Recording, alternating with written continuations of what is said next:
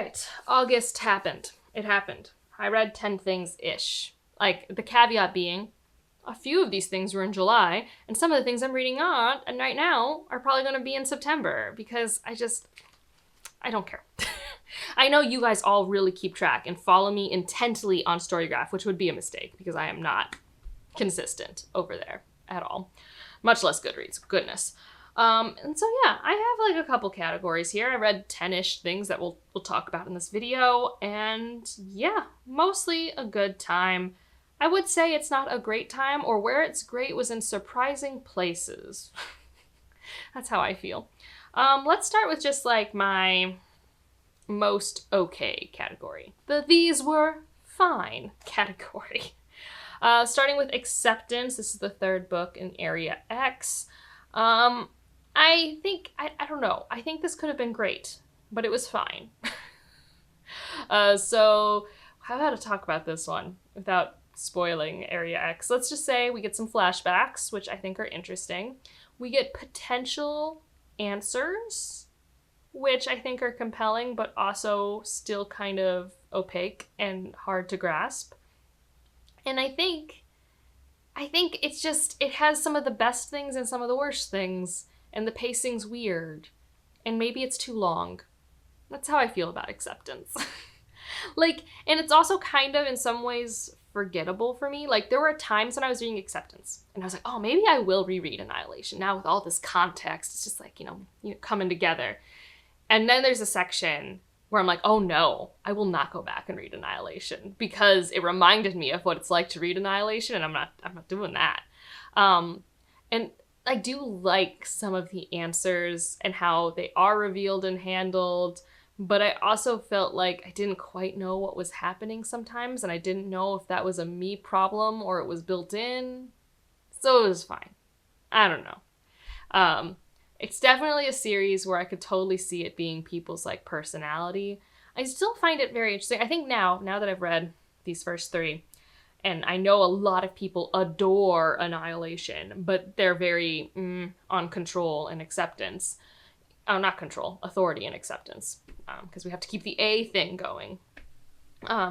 Is not that necessarily, like, the world building style is the same. The verbosity is the same.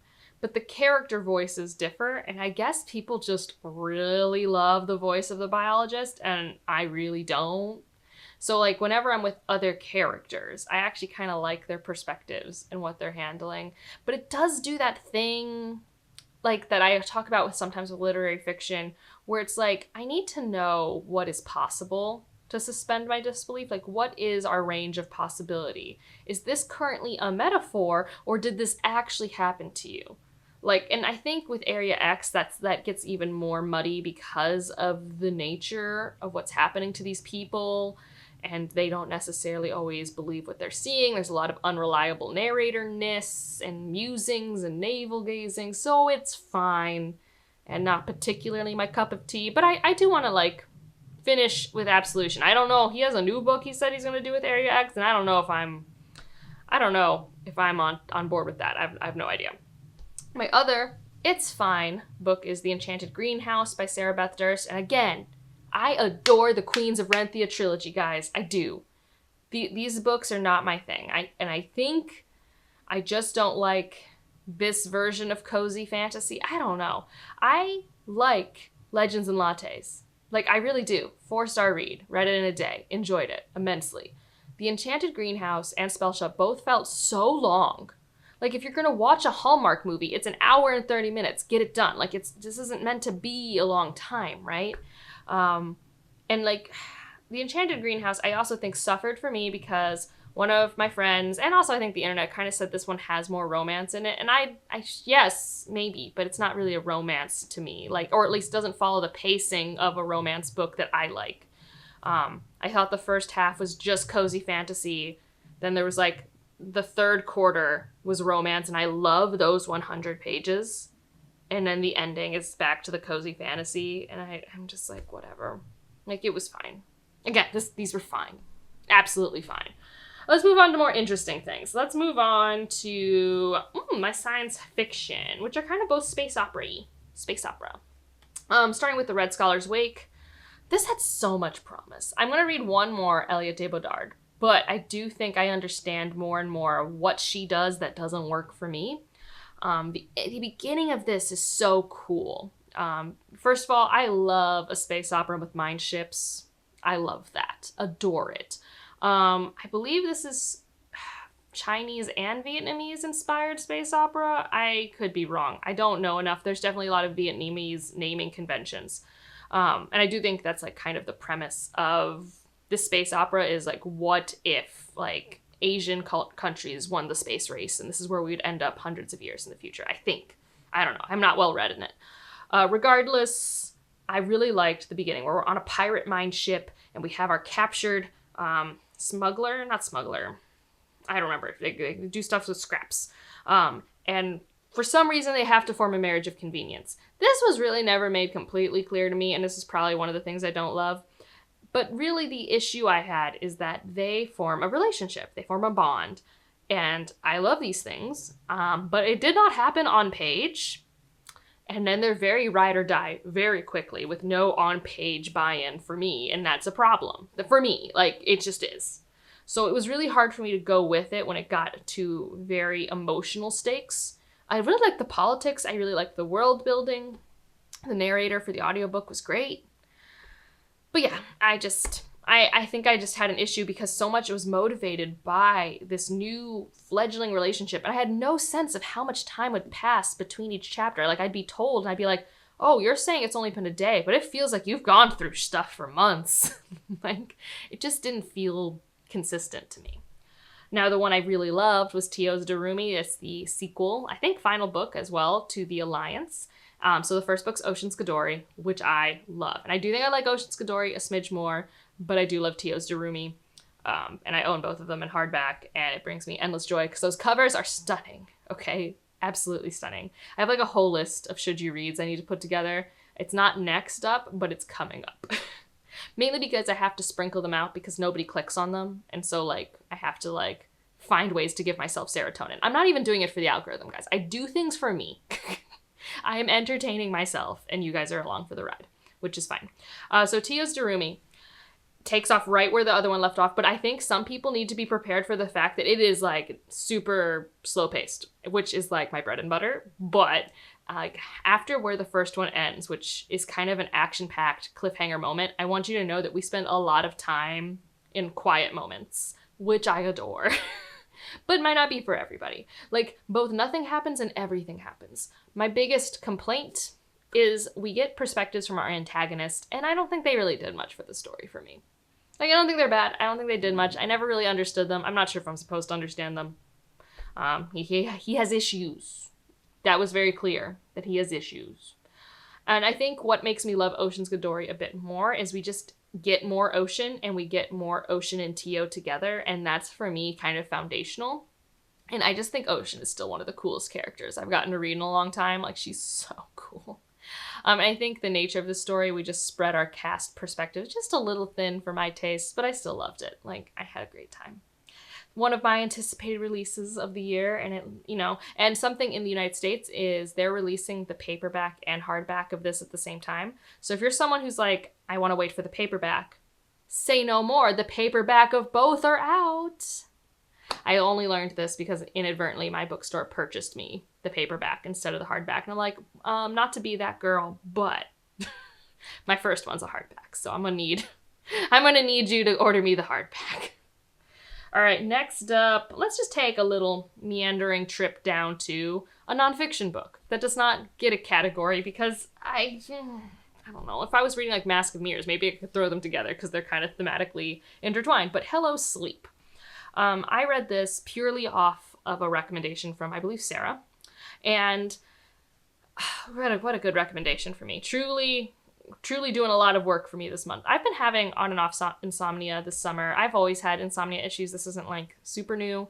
It comes in bouts, and then eventually I remember how to sleep, and then it doesn't happen for a while until it happens again, and it's just, it is.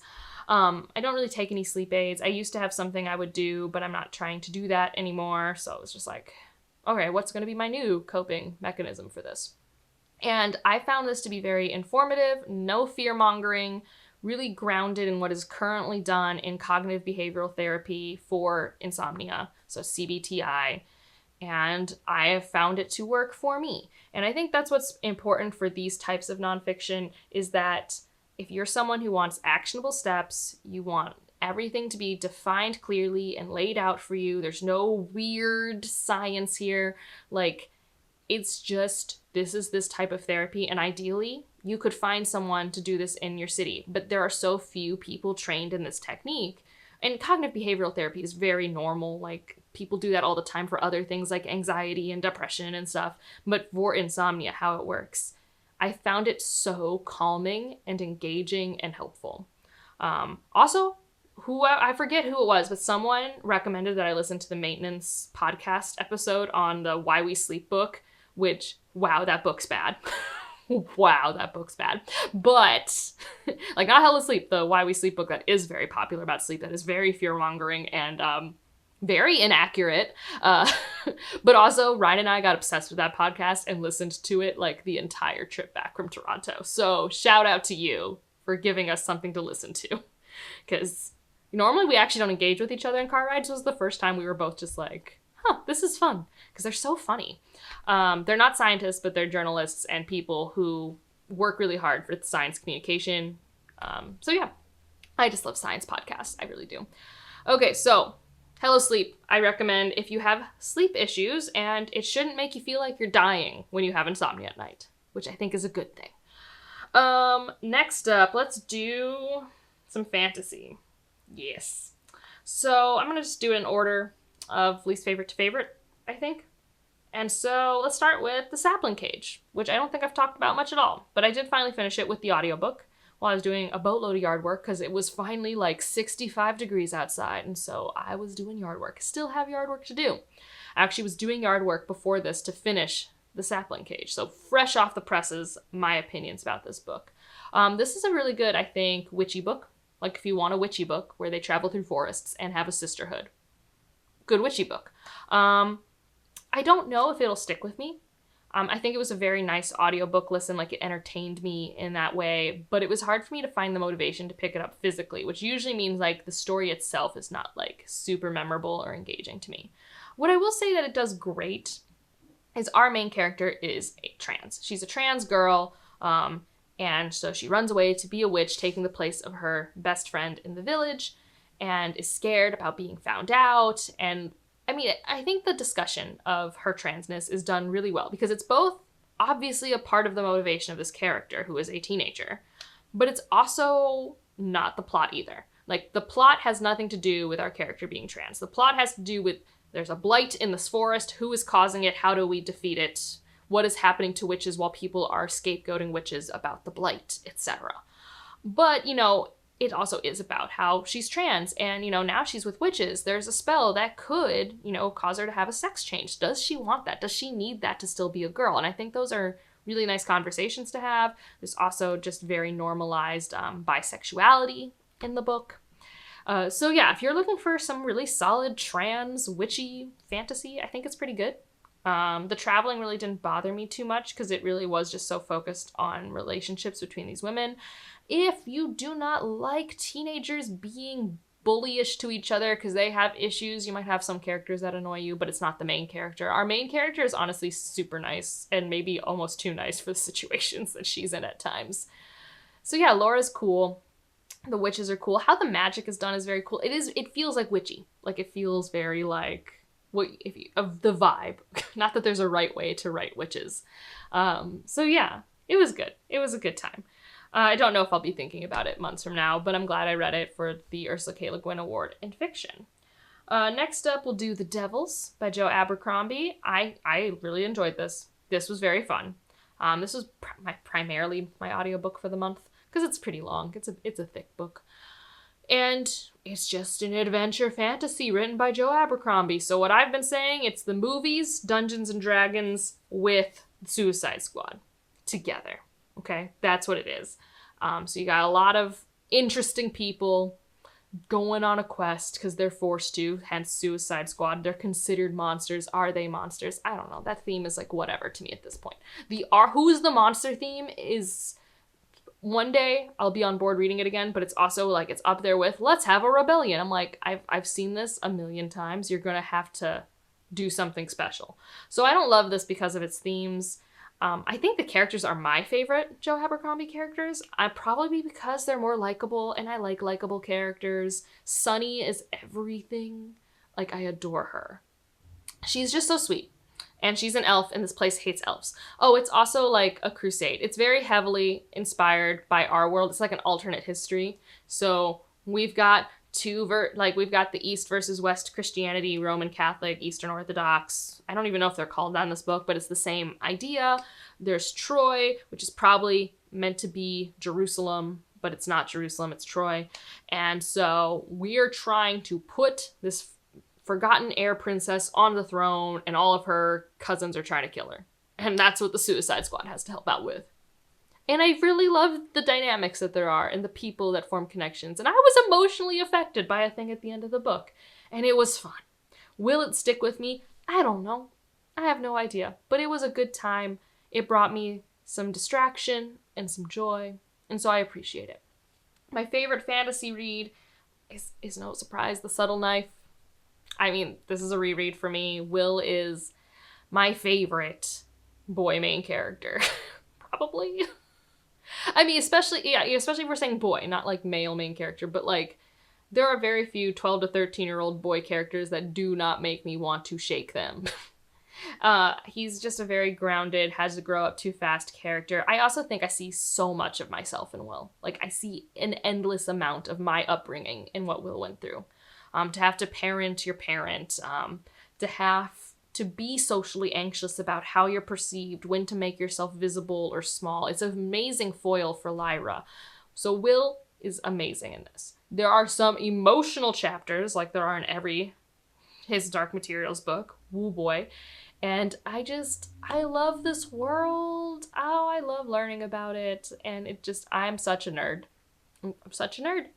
I think it's definitely probably more what we would call hard magic today than soft, but it's definitely a blending of the two, and we didn't even have that vocabulary when this book came out anyways. So yeah, I had a great time. Highlight is Will. I'm so pumped to read The Amber Spyglass. So pumped. So now my favorite reads of the month are both in messy romance. I know last month I had like weird romance, but these are just messy, okay? They are just unapologetically messy romance. So the start of the month I read You Made a Fool of Death with Your Beauty. Wow, I love this book. It is so good. All right, so this is written by Akwaeke Emezi. This is their first romance. They are also going to have a fantasy romance that comes out this fall, and I do have an arc. Very excited. So our main character here lost their husband 5 years before we enter the book. And they're still not over it. But they are starting to sleep around. They've decided this is the time, which, to each their own, that is a long time. I think that's a long time. But that's just how emotionally connected she was to her husband. And so, in this, she's sleeping with one guy, and then she ends up starting to not date, not sleep with, but have very strong platonic to romantic intentions with that guy's friend after they split. And then, because of a career opportunity and also they're vibing with each other, travels to an island with this guy and instantly has the most intense insta-love, infatuation, connection with this guy's dad, who is much older than her.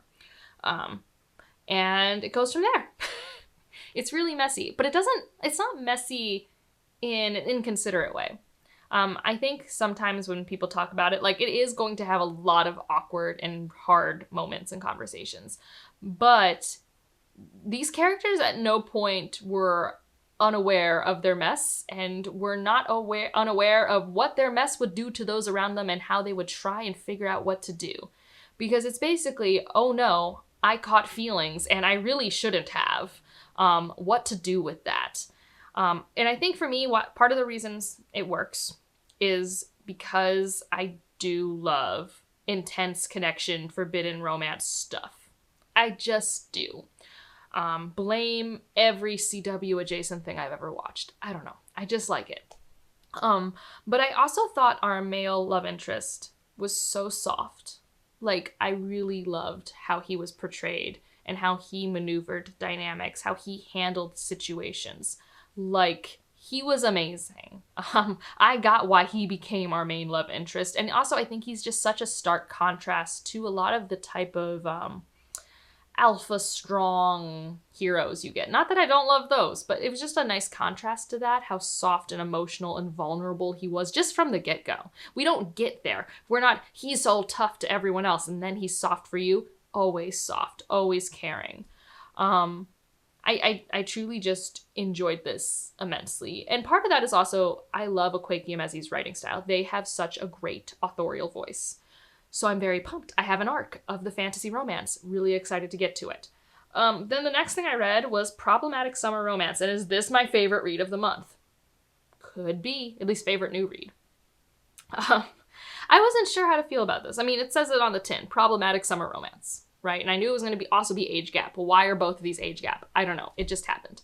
I'm really not actually into age gap romance. Like, I don't...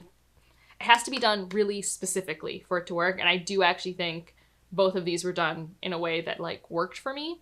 Like, I'm pretty sure our main character in You Made a Fool of Death with Your Beauty is, like, late 20s, like 28, 29, when she's making these decisions. And the book does a lot of work in problematic summer romance to get us on board with this. I think there's a lot of nostalgia for me and this book. So one, you have to know that I got married internationally. And two, that my dad just got married internationally in Spain in a villa. So already the setting is just like, send me back to two of my like most chill, happy moments in terms of a setting. It's like watching Mamma Mia, okay? Like, it's just simply, who doesn't love a tight-knit destination wedding? Even down to, there's like a food poisoning situation that is not scientifically accurate, like at all. You do not get food poisoning within like 30 minutes of consuming the bacteria. That's not how that works. I'm pretty sure. I'm 99% sure that's not common. Could happen, but not like, I don't know. But like at our wedding, a bunch of people went on an ATV tour, ate seafood that they didn't see prepared, and got sick. And like, it worked out, but it was just like, man, like there were just so many little things that I was being emotionally connected to in that way. So this is also probably the least STEM related and the least steamy of Ali Hazelwood. And I don't usually mind Ali Hazelwood's steam or sex scenes. Like, that's whatever to me. There actually probably could have been more. I probably would have liked it more, maybe. But this has nothing to do with science at all, which is very nice for me because I don't usually like that. It stresses me out. And this whole conflict is truly, we have this 23-year-old who is in love with this 38-year-old. And the 38-year-old is her brother's best friend. And we know that they've been very close with each other for like 3 years. And before that, they really didn't know each other existed. So right off the bat, it's really right away, it's like, it's not like he helped raise her as a kid or was like very involved with her life. They barely crossed paths, but there was an inciting incident when she was in college where he ended up in her life and they kept in touch. They had this really strong platonic bond, like chatting on the phone with each other all the time. And this was a situation where one of my complaints for Happy Place was I didn't like a second chance romance with the flashbacks. In this case, the flashbacks work because it's not a second chance romance. There has never been a romance for these people. There has always been the tension for one. There's always been the idea that they, like, if given the chance, our main character would have never accepted only being friends with this person. And he is so against them being together, primarily because of the age gap. And so, I don't know, I really liked learning about their relationship with each other, and I think their bond really worked for me and how emotionally driven it was. And honestly, it started reminding me of some of the relationships that didn't work for me, and it made me very emotional, and I could really just like feel the frustration of our main character. So it was honestly probably for me one of the more emotionally affecting, like, Ali Hazelwood. So yeah, I just had a good time. It is a sequel to Not in Love in terms of like, we're at the wedding for the pair in Not in Love, which is not a spoiler because all these are romances and they all end happily ever after. But if you want to like know about that couple, not that I think it really matters. Like, I don't know, you can read any of them, I think, in isolation. But I really enjoyed it. It was another Ali Hazelwood that I read in a day, which is really all I want at this point. when I read Now Hazelwood. And I've been pretty slumpy this month, so to have a book that had that much momentum for me was a really big win. So yeah, that was August. Hoping for more wins in September. We'll see. I did want to try and read another book, but it hasn't happened. Like, I'm in the middle of, so here is your to be continued section. I'm in the middle of The Stranger of Olandria. I think that's how you say it. But I'm not going to finish that by the end of the month. So it's just not happening. I'm interested in it. I'm interested. I'm very early days. It feels very classic, which is both a good thing and a bad thing for my brain. But it's very Guy Gavriel Kay, very Curse of Chalion coded at the moment. Anyways, that's this video. What's something on my list that you've read that you want to chat with me about? What have you read that was a highlight, low light? Are you also kind of slumpy? And if you just want to leave an emoji to let me know you're here, leave a summer emoji because we are leaving summer. It's going. It's gone. It's been so gloriously not atrociously hot lately. I love it. And otherwise, like if you liked it, subscribe if you want to, and I'll see you in the next one. Bye.